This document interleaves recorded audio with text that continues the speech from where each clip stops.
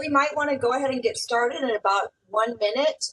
4:05 will begin. That way, if there's anybody else that's signing on, they can get the majority of the presentation. And even if people come in a little bit late, they can still join in, but we're going to start at 4:05. So we are waiting on a couple more speakers. Some of our speakers on our panelists haven't joined us yet. So as soon as they are here, we may even start right before them, and then they can just sign on when they get here. So we'll wait just a little bit. I am going to record this meeting today. That way, if people want to watch it later on, we can post it to the Key Center website or whatever, so other people can watch it. I think that would be best.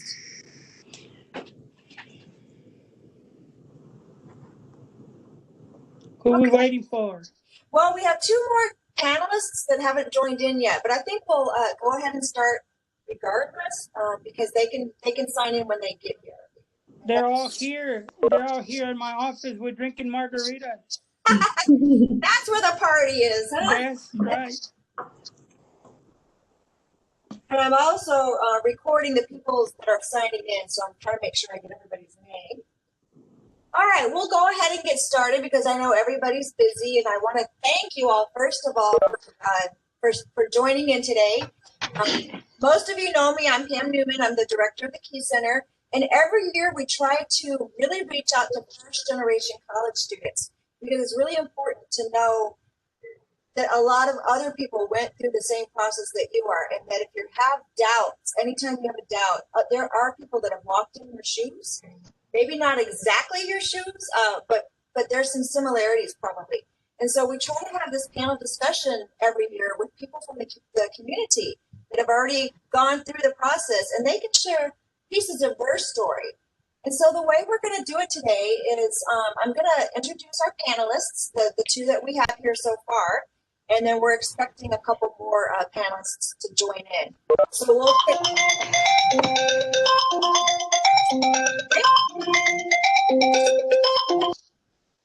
that was somebody's phone, it sounds like. So I'm going to try to keep y'all muted most of the time. That way, since it's a large group, it'll be more under control. And then when you have questions, you'll just unmute yourself and you can ask the panelists questions. But to get started, I'll start with some of those questions. So we do have 2 of our panelists signed in right now. We have Dr. Dante Garza. And so I'll let him introduce himself, say hello to y'all, and then I'll introduce the second panelist that we have so far today. Dr. Garza? Hello, everyone. My name is Dante Garza. I am a physician working as a hospitalist in several hospitals. I was born in Monterrey, Mexico, and I came to the United States in 1980. And so my job is taking care of very sick patients in the hospital. And I've been doing this for quite some time. I graduated from medical school in 1999, and finished my residency in 2002 out of Corpus Christi. I did my residency in Corpus Christi, the family medicine program. And here I am, working hard. Thank you so much, and thank you for joining in with us. Dr. Garza was with us a few years ago. And we're so excited that he's back to share his journey with y'all. And we also have Carla Krager here. Carla is a process operator at Dow. Carla also attended Victoria College and was a member of the Key Center. So I'm going to let Carla say hello, and then we'll pass it on to our next. I got to go.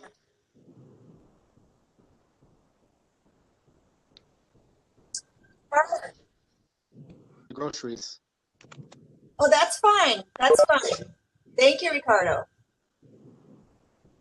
Okay, so we have Carla here. Carla, do you want to say hello?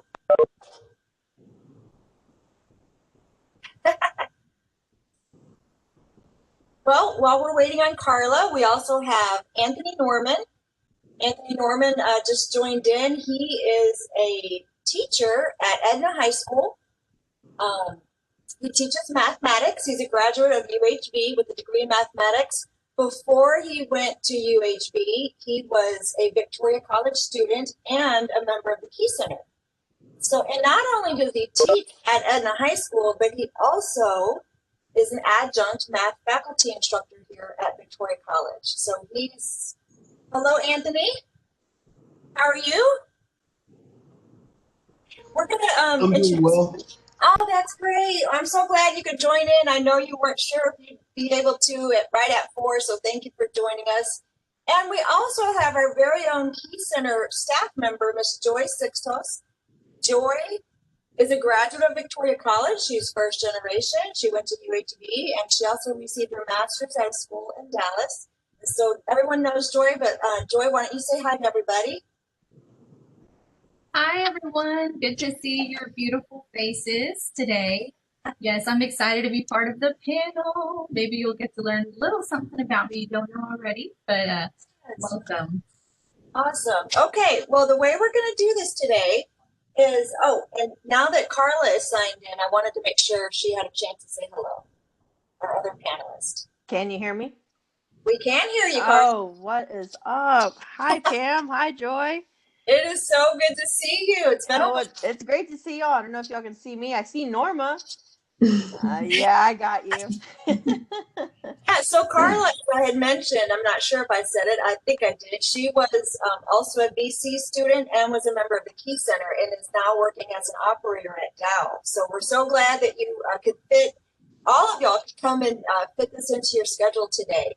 So the way we're going to do the panel discussion is I have some questions here, some little note cards where I'm going to ask our panelists a few questions to get everybody going. And then I'm going to stop talking and I want y'all to ask the questions. And so if you have a question, you can unmute yourself and you can direct it to a specific presenter if you like, or if you want all 4 to answer, you can do it that way as well. So let's mute that one. Okay. There we go. All right. So let's see.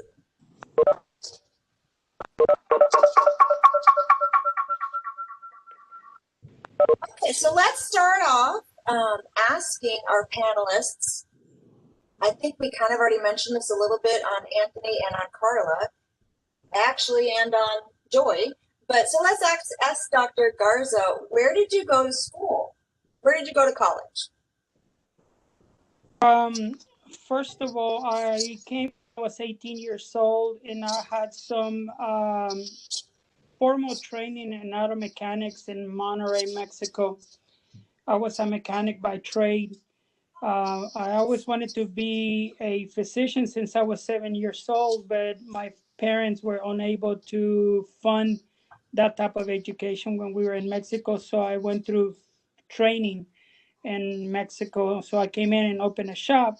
When I came to the United States in 1980, I was in high school. They threw me on the second semester of my sophomore year without speaking a word of English. So you know how difficult it was for me to get through. But I graduated in 1983 with 2.5 years of English, which was very tough. Nobody thought that I was a candidate to even go to college, so I didn't take any of the entrance exams to go to college. So I just found a job and started working. Eventually, I made it to San Antonio College and I took an entrance exam, which I felt terribly bad. But they said, well, if you pay for your classes, you can go to college. That's not a problem. We're just not gonna lend you money to educate you. So I started college in 1985, and it took me 5 years to get a associate's degree at Antonio College. From there, I transferred to Baylor University, where I did a master's in clinical gerontology. I got a bachelor's of science on biology with a minor in chemistry. Then I proceeded to UTMB in Galveston, where I did my 4 years of medical school. Then I went to Corpus Christi residency program where I did 3 years, and then I'm here in Victoria. So a long, long, long way to get here. The longest were the first 5 years to try to get a 2-year degree because I didn't have the language to back me up, but I never gave up. Every time I failed a course, I took it again. So that's where I'm at. That is awesome. Okay, Anthony. So if your parents didn't go to college, what inspired you to go to college? The thing that inspired me to go to college was because my parents couldn't. So my parents had me when I was in high school. So my mother was actually on track to go to college. She was an AB student. Well, actually, she was the picture. She was an A student. She wanted to be a doctor. She's currently a CNA. She got her CNA certification. So I saw a lot of people didn't get to do what they want to do in their life because they didn't have the education to back it up. So I made sure that to be a focus of mine, to make sure I could get my goals and achieve the things I wanted to achieve, unlike the people before me. All right, thank you. Okay, Carla. What's one piece of advice that you wish you knew when you were starting off? One piece of advice that I knew, never to give up, and also knowing that you have a support system out there. Even a complete stranger with a few kind words will push you through these courses, through work, and through life. And that is my piece of advice to my, future classmates, and hopefully soon I do go back. I plan on it. And that the one thing I would tell y'all is don't give up. If you get a bad grade, okay, you got a 60 in it, so you need to study 40% more of the test and everything else. And if you got quizzes and you're struggling, it's okay. You got to learn from your mistakes. Don't beat yourself up for it. I mean, if it it is a progress of you to do that, then give yourself that mental day. But next day, start over, get back on that horse, and then keep moving forward. And then with that same attitude, you also push that to your fellow people and get a good support system that have the same mindset and have the same goals. And then just go from there. Very good. I like that. And another note to add on, the Key Center is the best. Oh my gosh, the best. I can tell you right now, when I first got there, it was overwhelming and very weird. Just because of the amount of support and the love and like good positive vibes from them. I mean, yes, it is very weird because you don't get that when you first get to college and you go to your first class and everybody's quiet and they keep them to themselves. And I mean, I'm a judger. I'm like, oh my gosh, don't want to be with that person. Oh, this person looks smart, but I don't know if I'm competent for that.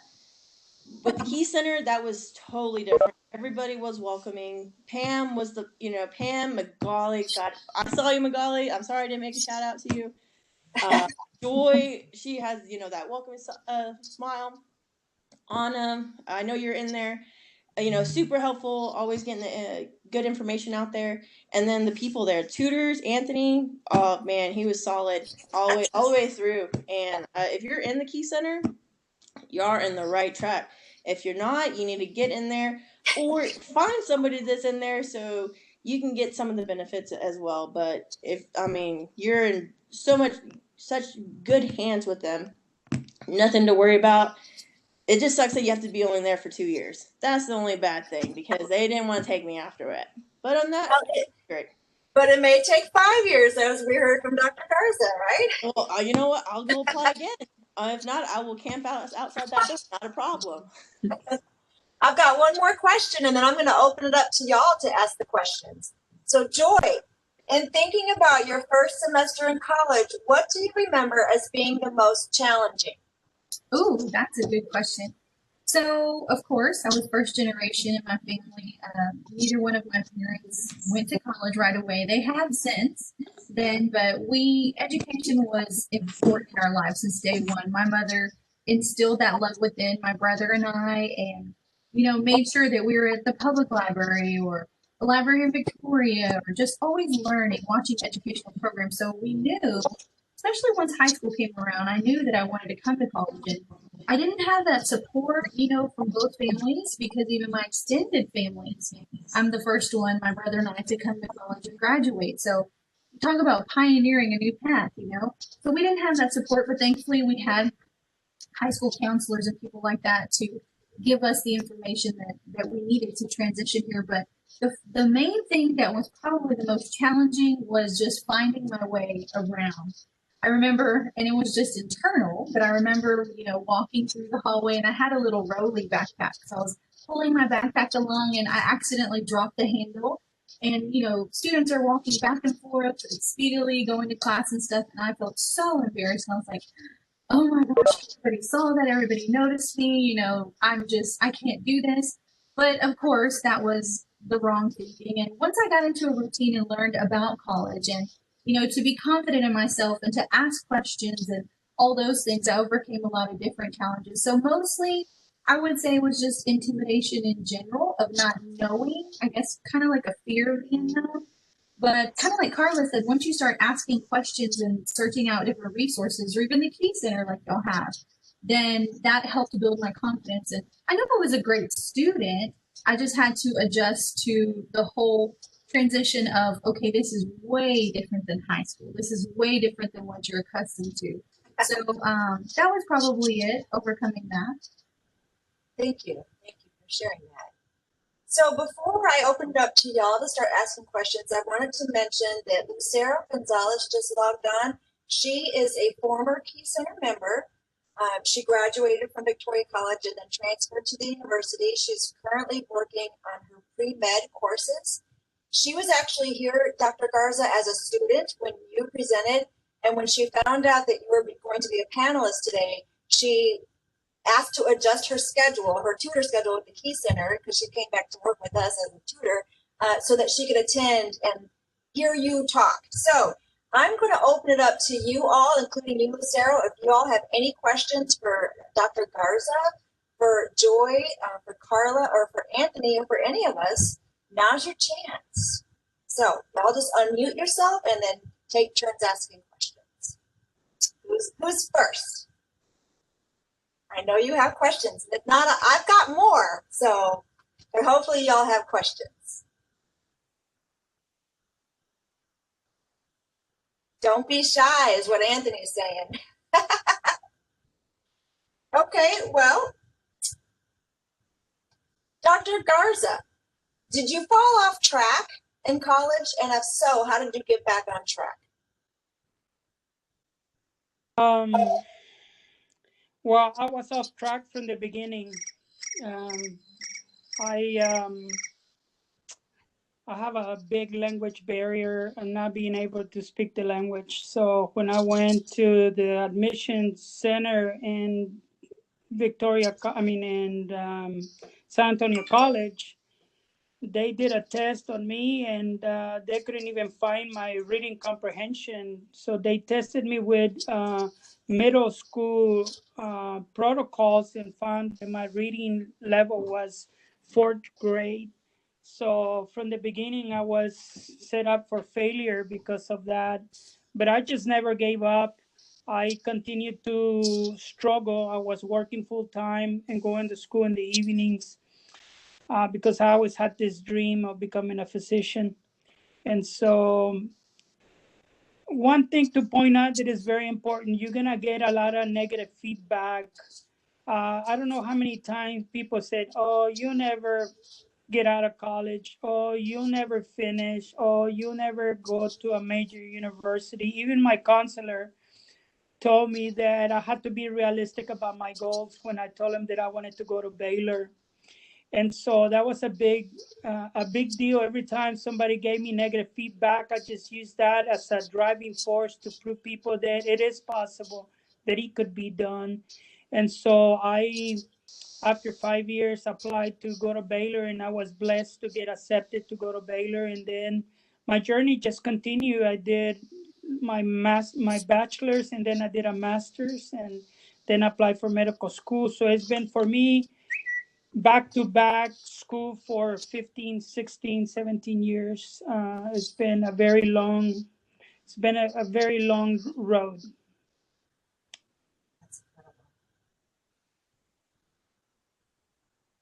So Kayla's asking, did anyone almost fail classes? And she was very beginning when y'all mentioned that. So I know you said you did, Dr. Garza.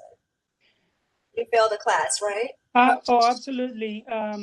When I was in San Antonio College, I couldn't read or write. So basically, what I did, I will start reading and then I do as much as I can. But when I came to the first test, I didn't know enough of the material. I couldn't read fast enough to keep up with the reading. So I'll do the best that I can, and then I will fail the course, and then I will next semester take it. But I already knew the first 7 or 8 chapters, and so I started with chapter number 9 through 15. And I had to take the courses 2 or 3 times, but I never gave up. I always thought this is a learning process. I have a problem with the language, but I'm gonna overcome it. So yes, definitely, many times I felt that disillusion of failing, and for me, it was just a constant driving force to continue to do better. So Can definitely. can I ask something? Dr. Garza, I remember when you did the presentation the other time, you mentioned that in Baylor, you had trouble with the class and the first With all the semester you- classes. Yeah, but there was a professor that recommended you for Yes, the medical school. Can yes. you mention that? Can you talk about that experience for a little bit? Sure, sure. I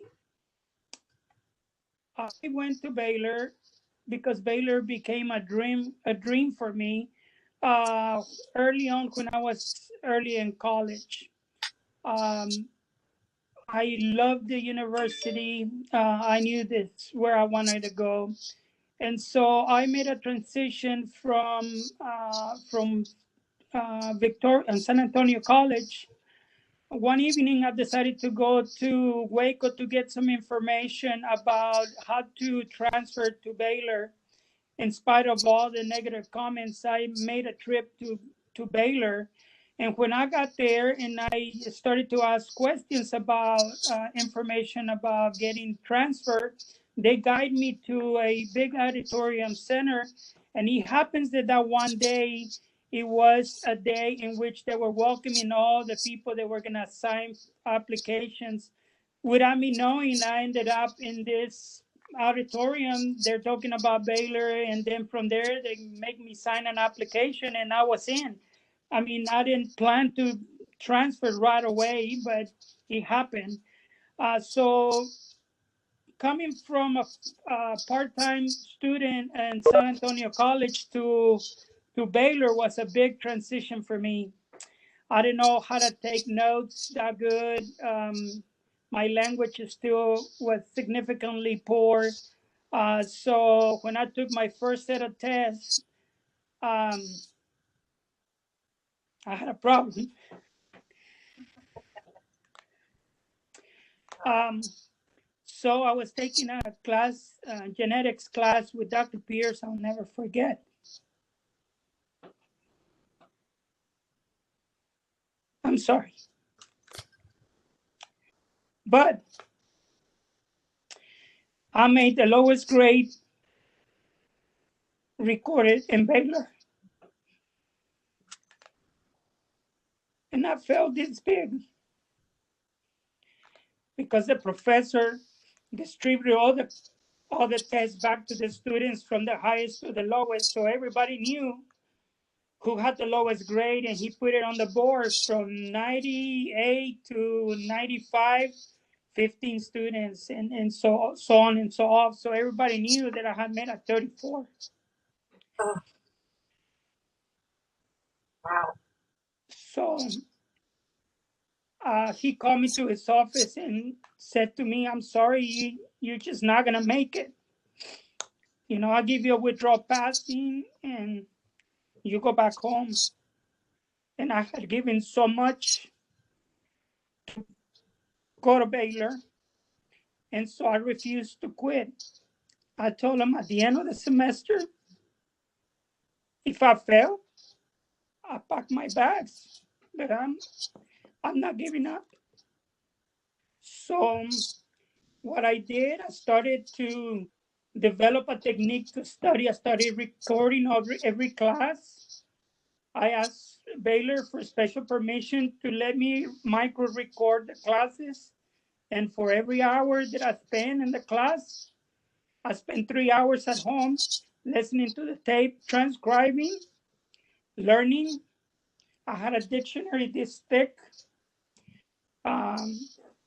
Back then, the dictionaries, electronic dictionaries, and web was non-existent.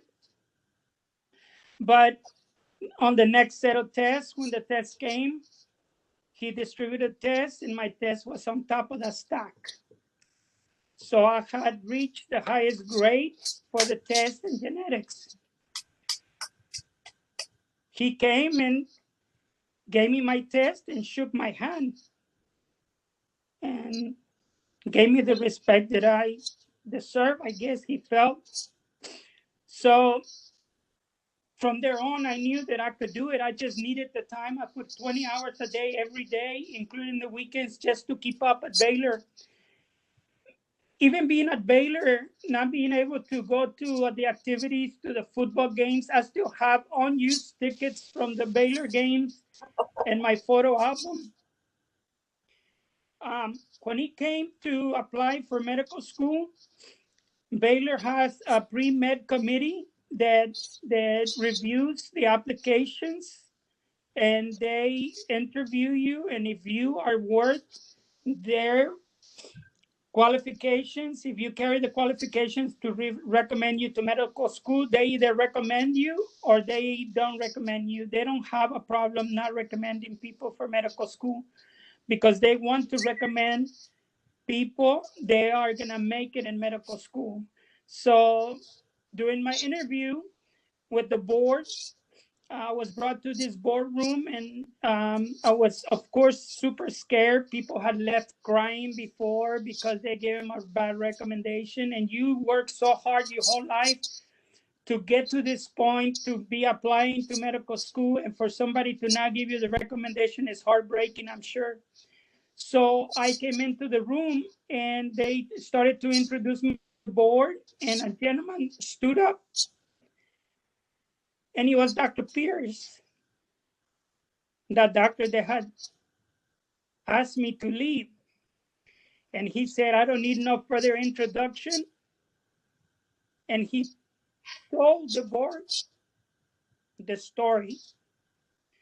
So the board understood that I had worked real hard, that I had done everything that he took. And so he gave the first recommendation to the board by raising his hand. And at the end of that meeting, I was able to get recommended to the medical board for acceptance at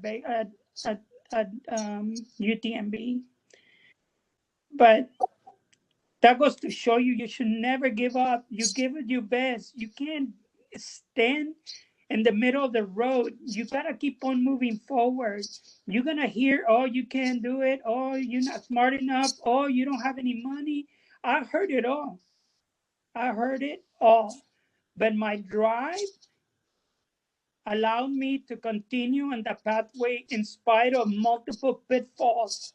And I'm talking to you. I mean, I fell into the pit holes, and I was able to climb out, and here I am. Here I am.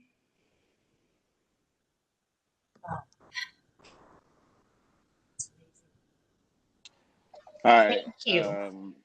hi. My name is Derek Giddings, and I don't want to turn my video on because I'm ugly crying right now.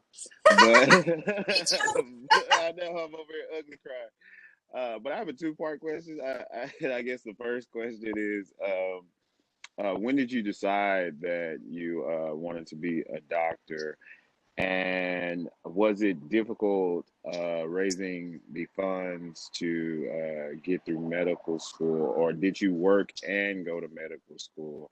And I'll put myself on mute to take the reply. Thank you. So when I was 7 years old, I had a very sick grandparent, and I used to see her suffer all the time. And at that point, that's when I decided that I wanted to become a physician. Unfortunately, we didn't have the means to do it. So like I said earlier, I became a mechanic and I opened my own business. And for years, I worked trying to make enough money to fund my education. When I went to Baylor, I sold everything that I had. I had a sports car. I had everything. I had a race car. I sold everything to fund my college education. I did not borrow a penny until I was in the graduate program because I worked real hard. I used to open my shop at 6 o'clock in the morning and I'll work to 3 p.m. Then I will go to school from 4 to 8. And then after 8, I will go to the Health Science Center in San Antonio and I'll stay o'clock in the morning. And I'll go home, take a shower, sleep for 3 hours, and start the whole process all over again. And there's a heart attack and became disabled. And my mother is Mexican national that did not have the ability to work. And so my parents depend on me to live. It was not just about me, as um, how can I get the funds for my parents to feed my parents and dress my parents and pay for our housing. And so it was very hard. Once I got to medical school, I just borrow. I was very thankful that I was able to borrow money and the money is not the issue. If you really want to educate yourself, you just borrow the money. I was so fearful of borrowing money, but that was the only way that I could do it. If I didn't borrow money, I could not do it. So I just sucked it up and borrowed money, and that's what got me through medical school. When my wife and I graduated from medical school, we owed $600,000 on education between my wife and I. My wife is a pediatrician. So funds are tight at the beginning. We took toilet paper from the school and went to buffets and put little baggies for the rest of the 2 or 3 days. We did whatever we could to make it happen. Um, so when we graduated from medical school, that we became physicians, we roughed it up because we had to pay $600,000 back. But we did it. We paid it off all back within 5 years. And from there on, we continued to grow. That's incredible.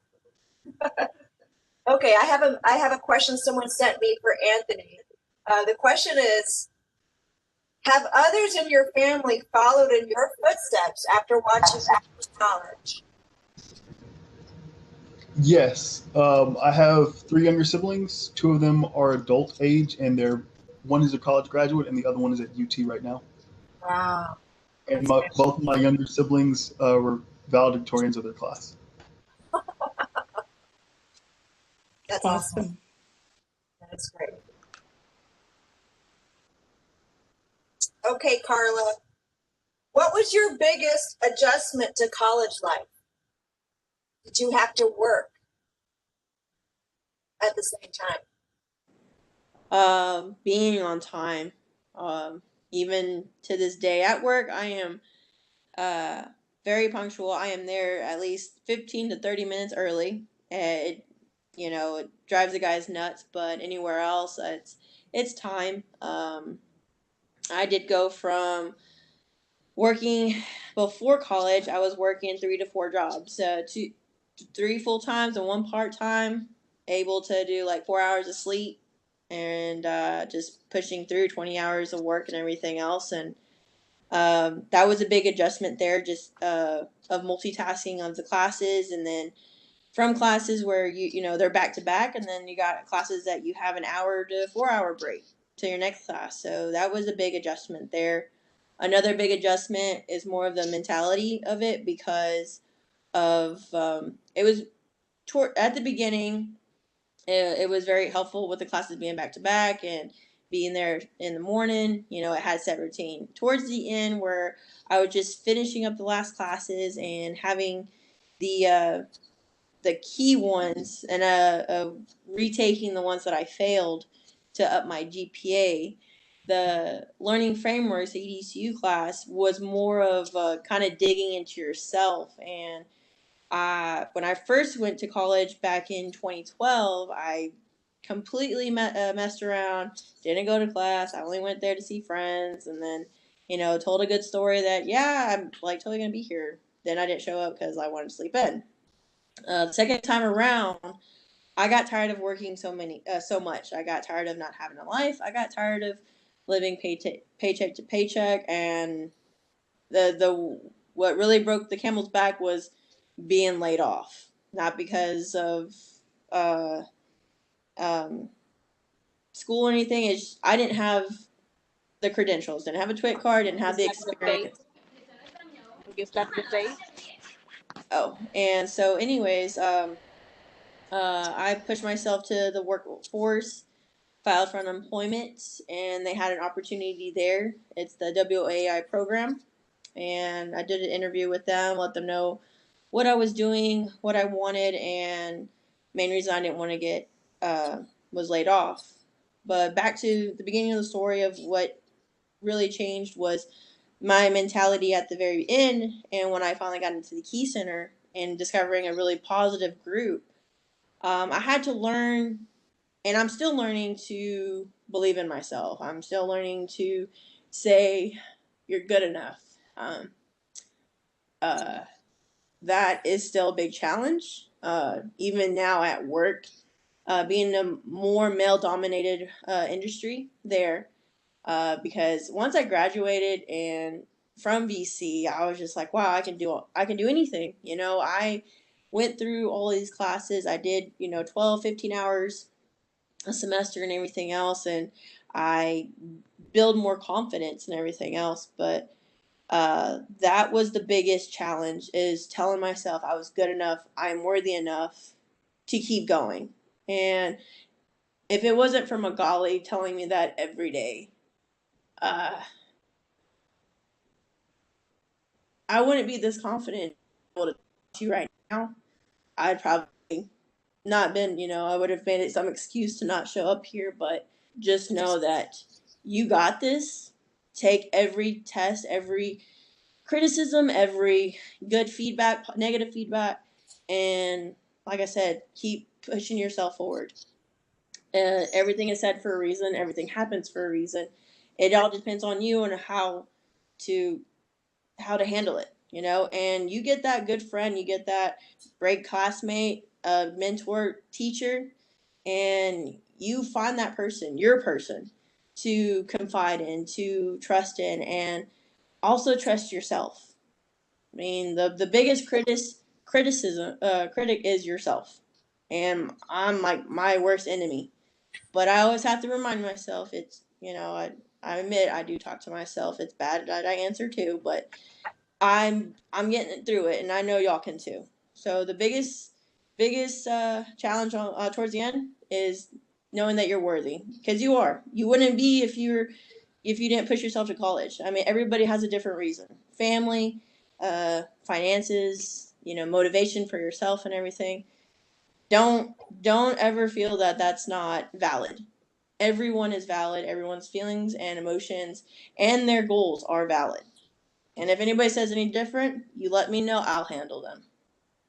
So, Thanks, Carla. that's it. That's great. Joy, I don't know if you saw the question directed to you, but the question was, how does one deal with procrastination and stop this habit from continuing? Oh, great question. So procrastination is something I kind of have dealt with, but for those of y'all that took the True Color assessment with us, you know that there's different personality styles, and I happen to be a gold. And so I try to steer clear of procrastination as much as possible by being as organized as possible.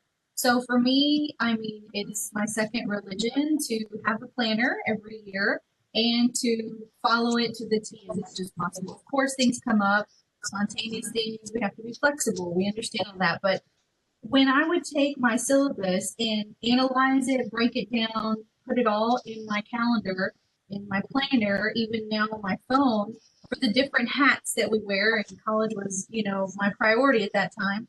That really kept me going. I would highlight things, I would check things off and follow it so that everything would get done. There were times, of course, where things would happen or technology would fail me.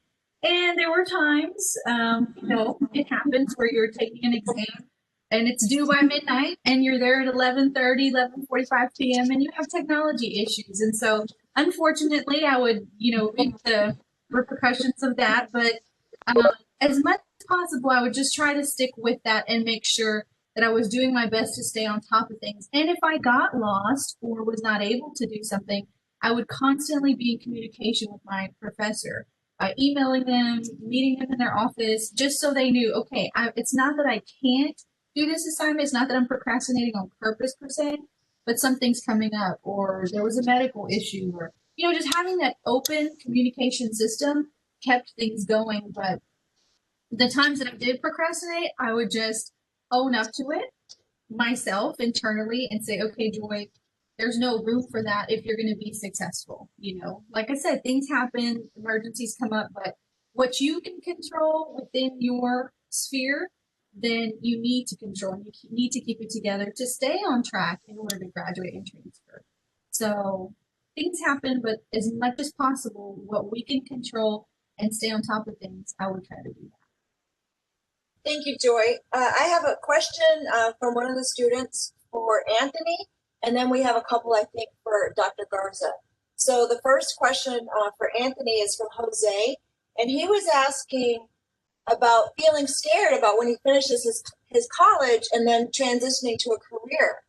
And as a fairly recent graduate, Anthony, how would you address that? Were you scared when it was time for you to go teach at Edna High School? Yes.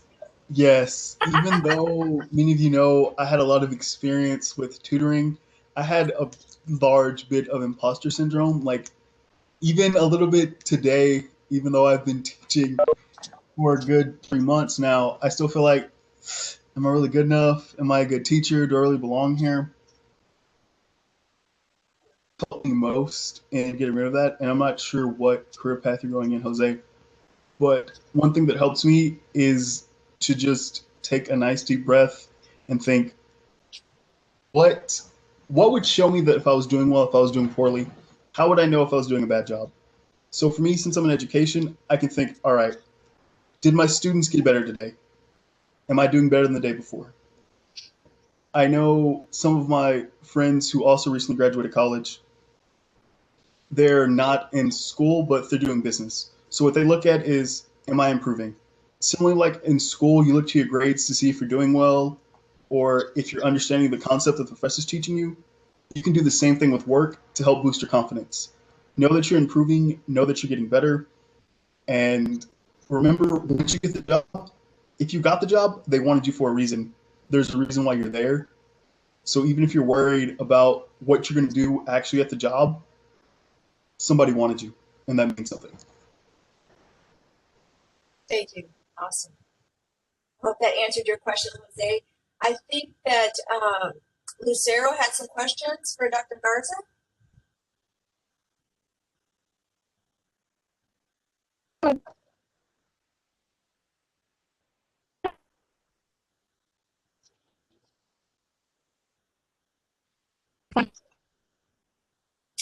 Lucero, I think it's on my end, the audio is poor. Can y'all hear the question? No? Okay, can you type the question? Okay, sorry about that.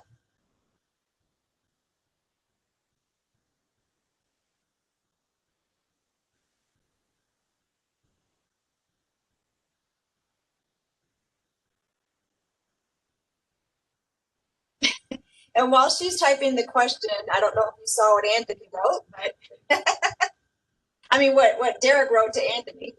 That's funny.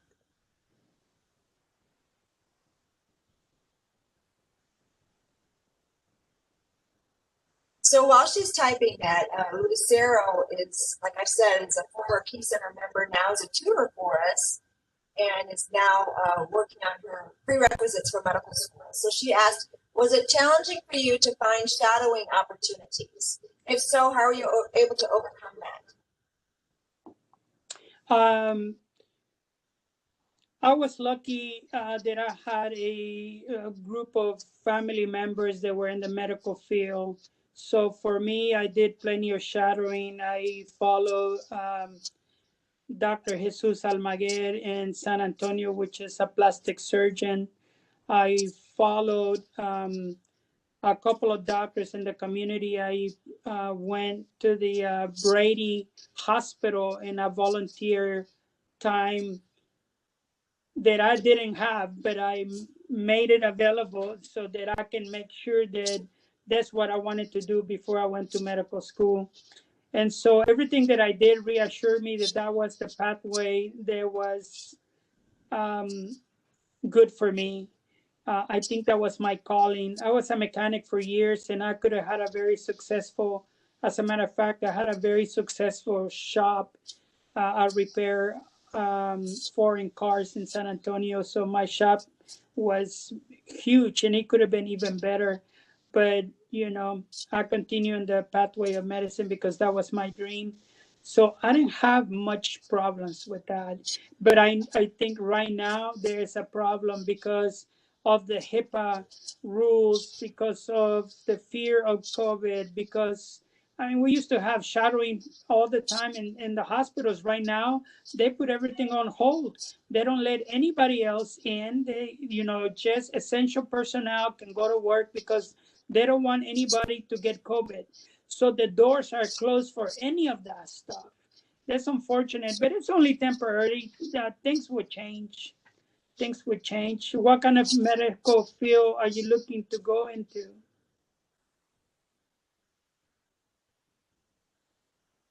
Can you hear me?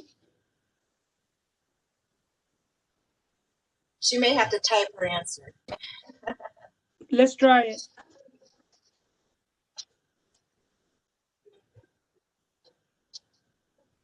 So while she's answering,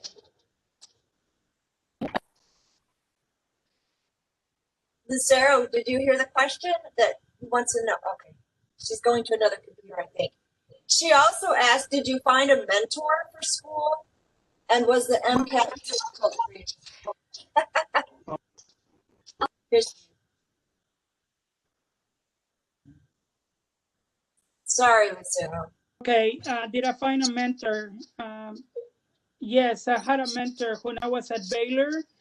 The lady that was in the pre-med department saw how frustrated and depressed I was after failing all my first tests. I went looking for help because I was in trouble, clinically and psychologically damaged from failing my first set of tests at Baylor. That she kind of took me under her wing, and she even closed her office temporarily to take a walk with me in at Baylor, in the campus, beautiful campus. And she said, "You just give it the best that you can, and just know that we are people here that can help you, and you're not alone, and you can always come to my office." Was the biggest relief for me, because imagine leaving my San Antonio to go to Baylor. I lived in a mobile home. I had no furniture. I slept on the floor. I didn't, you know, it was a mess because, you know, I was not financially secure. So she was my mentor. Thank God for that. And she helped me through the whole Baylor experience.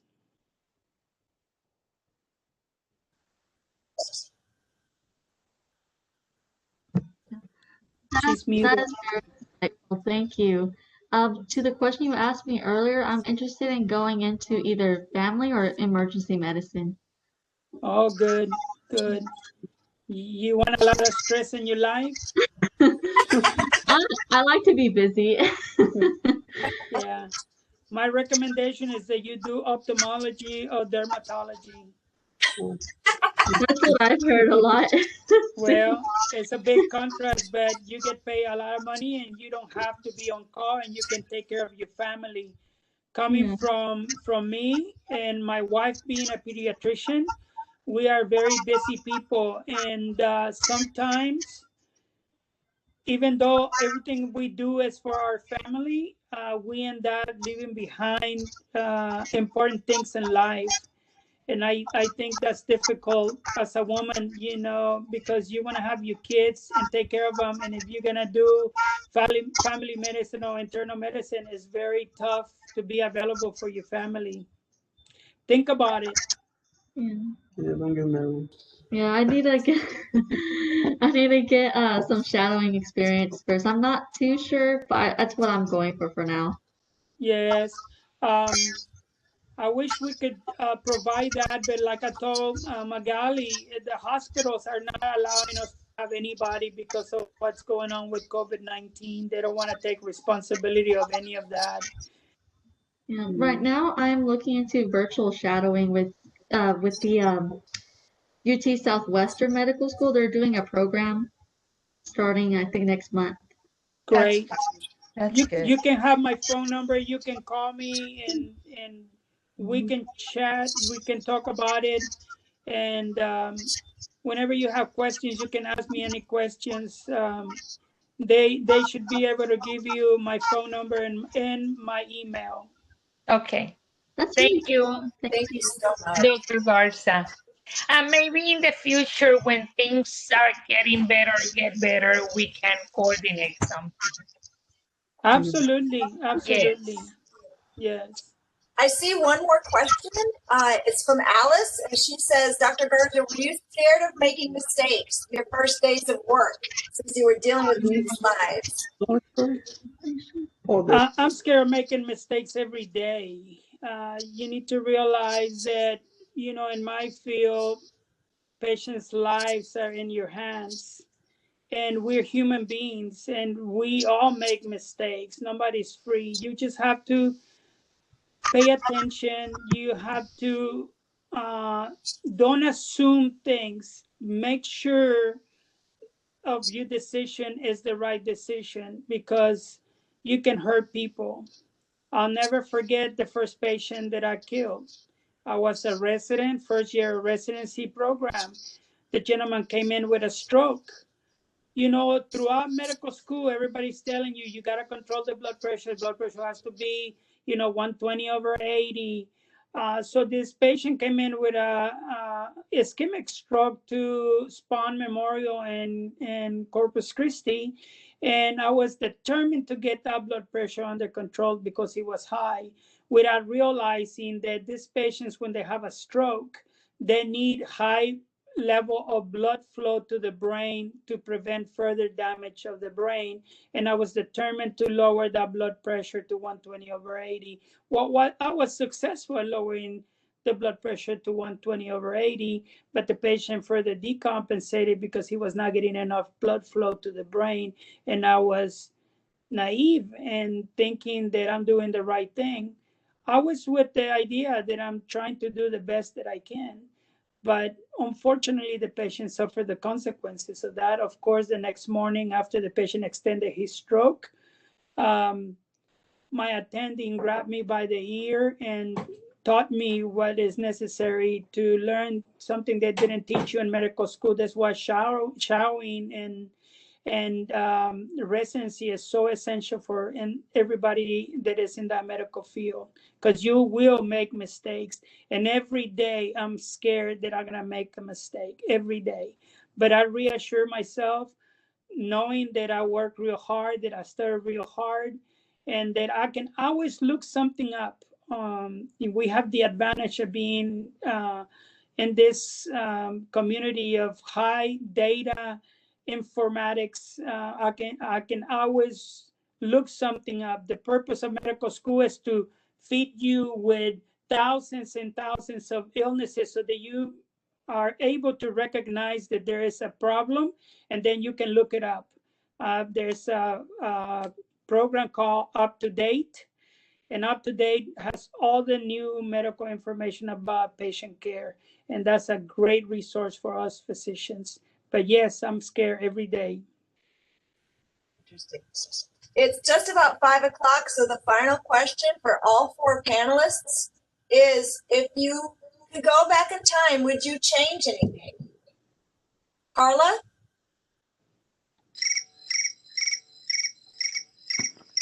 I'm ready to talk. I'm just kidding. um, the first time around, if going back to college, I would have been more serious and also got more involved with the activities around the college and everything else. Probably participated in the Welcome Center where with Chelsea Andrus and really got involved with the students because the second time around where it was my first time going back and actually giving it 100%, I did better of getting involved with others and helping them finding classes, helping them finding resources and stuff. And really got involved with the Key Center when I had the chance the first time, but uh, that would be the only thing I would have changed. My work ethic, my mentality was spot on, uh, but and then also really brought more people under my umbrella and just make sure everybody was going through and make sure that everybody had a good support group and a good friend. Um, I did read Kayla Jarchow question. Um, I'm sorry if I slaughtered your last name. My apologies. About giving up because of a single parent. I can tell you right now, I had a lot of friends that were single parents, and the best advice to you and the suggestion is keep going and don't give up. Kids always is always priority, but you're also number one too. Um, that that is what I reminded my best friend Nicole, uh, friend Norma, and other women out there that were single parents and doing something for themselves to better themselves for their families. Don't ever give up. I mean, you got this. If any of y'all need a good motivation conversation or need a cup of coffee or just need someone to listen, I'm here. I do work shift, but I will lend out a shoulder and an ear for you. Just know that you are doing good. Keep going, and don't give up. Thank you, Carla. Anything you'd change, Anthony? My tongue-in-cheek answer would be not to change major 6 times. That was a little rough at the end, having to take a full year of nothing but math classes. That was challenging. That's good. Honestly, the thing that would change now I'm sitting here thinking about it, maybe not being so scared to take on some debt. I worked 2 colleges. I worked 2 jobs to get through most of college. And if I would have been a little bit more willing to get some debt, like right now, I make enough money where I really don't want for anything. And yes, that's as a teacher. I know, right? I could afford to have some debt right now, so I could have participated a little bit more in college. I could have done a few more activities and interact with more people.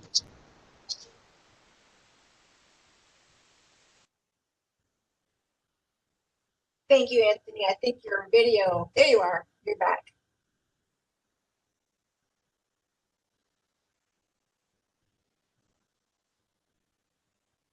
Can y'all hear me? I know. There he is.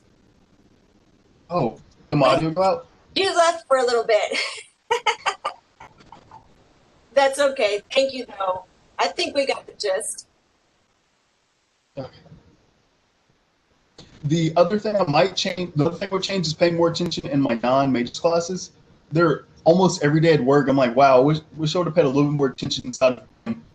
I would know how to do this thing with Excel. Or, wow, students keep bringing up things in geography, and I don't remember anything from my geography class. So those are probably the 2 things. That's funny. Joy, what about you? Anything you'd change? For me, I was always wanting to rush to get things done. I saw the horizon. I'm like, okay, let's get there. Hurry. What do I need to do? Semester to semester, And so I would probably tell my younger self, slow down. Just slow down. This goes by too fast to begin with, even though it doesn't seem like it at the moment. And enjoy every semester. Enjoy every class, even the tough classes, even the easy classes. Enjoy the journey. Make more connections, Yes, some of us had to work while we were balancing school, but even then, cut off a few other things and enjoy the process. Because now I've been out of school for 7, 8 years, and I miss it terribly. I don't have the time I used to have, you know, to do college and stuff, but I would say that was what I would change. Just slow down and enjoy it a little more that season. And Dr. Garza, anything you'd change about your journey? Yeah, I think that if I had to do it all over again, I would get married earlier. I think my wife and I put off our marriage for quite some time, and in an effort to do a good job in our education, during our education. And now I'm 57 years old, and I have a 13-year-old, and I wish that at this point, at the time, or where we're getting close to retirement, that we had taken care of our family, educated our kids, and so that's the only regret that I have. One thing that I want to point out: if you want to be successful in life, use the golden rule: treat others like you want to be treated. Be kind.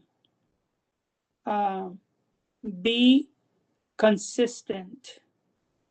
Uh, be smart at making decisions. Think about things prior to just jumping into some decision that may be uh, damaging or harmful to you. Stay away from drugs. I see it all the time. I see kids deep in drugs, and I cannot help them. Unfortunately, it has to come from them. Take life seriously, but have fun also. Don't make it where you just constantly stressed out. Have some fun, because otherwise you will break down and will not finish the job. Those are the things that are important to me in life, and so I practice those every day. It's a great lesson. Well, it's 5:06, so we went a little bit over. I want to thank our panelists. Normally we would give applause. It's kind of hard to do this, but thank you to all 4 panelists and all of y'all for joining in today. And if you have any other questions that you want to ask, just get with Joy Magali or I, and you can email us, and then we can get answers from our panelists and get back to you with those answers. I don't mind distributing my phone number. It's not a problem. I'm on call 24 hours a day, 7 days a week. It doesn't make a difference to me. So I want people to feel welcome at calling me. You'll never be a bother. I know how important it is to have somebody that has gone through it guide you in the right direction. My email is available. Magali, you have my phone number and all my information. And I can say something. He always answers the texts. Yes, He does. absolutely. Just let us know if y'all have questions, and we will pass that information on. We'll get you that phone number. We'll take care of y'all. Thank you all so much. Out of my heart, thank you. Thank you, all the students that did stay present also. And thank you to all the panelists. It's just beautiful for me personally. I'm sorry, Pam, I have to say it. No. Thank you all. Thank you. You all make our job so much rewarding. And it's just ordinary things that we do, but we do it with an extraordinary heart. Thank you. We need to do this more often. Yes. Okay. Yes. That's good. Reach more people. Yes. It's very important. Yes. I believe I told you when I was a resident, I visited the 9 counties surrounding the Nueces County, and I went to every high school and talked to juniors and seniors in every high school and gave them my story. And we need to do this. And yes. I think that's the little momentum that somebody needs, the little push to just make them go in the right direction, because they see it can be done. And it's true that it can be done. We just have to set up our mind. So we need to keep on pushing and reach as many people as we can. Yes. Thank you for inviting me. Thank you Thank so you. much. Thank you, Thank you. Carla. Thank you, Anthony, Joy, Dr. Garza. Thank you all. Yes. Bye. Yes. Thank you. Bye-bye. Nice to see you, Anthony. Thanks, guys. Yeah, good seeing you. Bye. Thank you.